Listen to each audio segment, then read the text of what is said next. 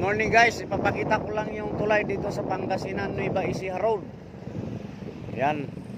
No, pansamantala, ito yung naging solusyon dahil marahil luma na siguro yung tulay. Hindi talaga madaanan ng mga malalaking truck, kaya ito, blinak siya. Matagal-tagal na rin ito na walang nakadadaan na truck at bus. Ayan.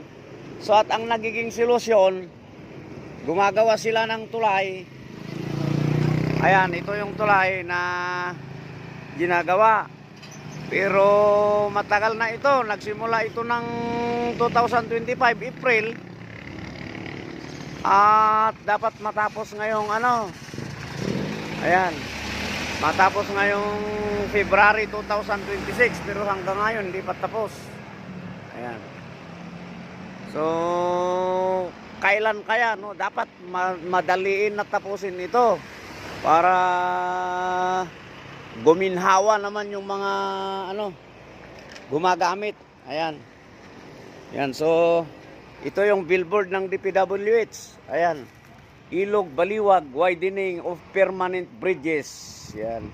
Along Nueva Ecija Pangasinan Road, Nueva Ecija. Ispico Builders started April 8, 2025. Contract completion date is February 1, 2026. Contract cost 95,527,479.65 pesos. Yan. Ang gumagawa, opisina, yung contracting office is DPWH Nueva Ecija First District Office. Ayan, so kailan ito matatapos? Yun yung tanong.